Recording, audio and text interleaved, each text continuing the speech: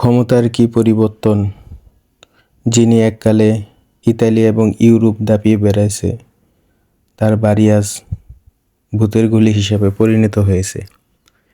যার কথা বলতেছি, ইতালির সাবেক স্বৈরশাসক বেনিতো মুসোলিনি, যিনি হিটলারের ঘনিষ্ঠ মিত্র ছিলেন। তাকে ইটালিয়ানরা এখন ঘৃণার চোখে দেখেন। তার বাড়ি আজ ভূতের গলি হিসেবে পরিচিত। তাকে সবাই দেখতে আসে, তার বাড়ি দেখতে আসে ঘৃণার চোখে। ক্ষমতা আজ আছে কাল নেই, এটাই বেনিতো মুসোলিনি জন্ম 29 জুলাই 1883, পেদাপ্পিও ইতালি, মৃত্যু 28 এপ্রিল 1945, মিলানো। শৈশব ও রাজনৈতিক জীবন: মুসোলিনি প্রথমে সমাজতান্ত্রিক রাজনীতির সঙ্গে যুক্ত ছিলেন, সাংবাদিকতা করতেন, কিন্তু প্রথম বিশ্বযুদ্ধের সময় তার রাজনৈতিক অবস্থান বদলে যায়। যুদ্ধের পর তিনি জাতীয়তাবাদী ফ্যাসিবাদী আন্দোলনের নেতৃত্ব দেন।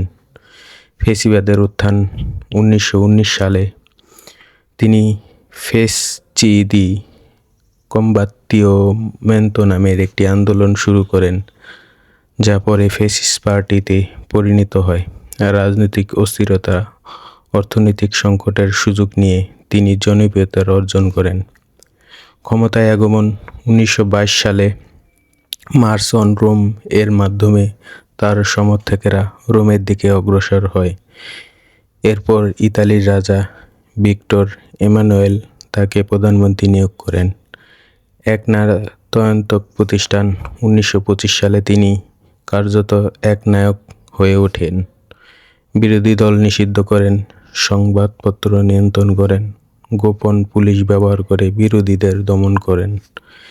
নিজেকে ইল ডগ নেতা নামে পরিচিত করেন। দ্বিতীয় বিশ্বযুদ্ধ: মুসোলিনি অ্যাডলফ হিটলারের ঘনিষ্ঠ মিত্র ছিলেন।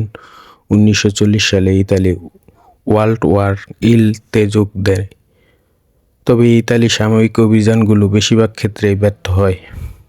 পতন ও মৃত্যু: 1943 সালে তাকে ক্ষমতাচ্যুত করা হয়।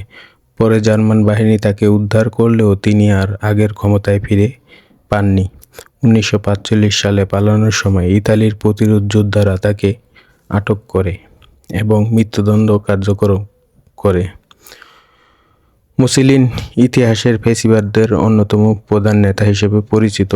তার শাসনে ইতালির কিছু অবকাঠামো উন্নয়ন করলেও রাজনৈতিক দমন পীড়ন ও স্বাধীনতার সীমাবদ্ধতার যুদ্ধের কারণে ব্যাপক সমালোচিত হয়েছেন।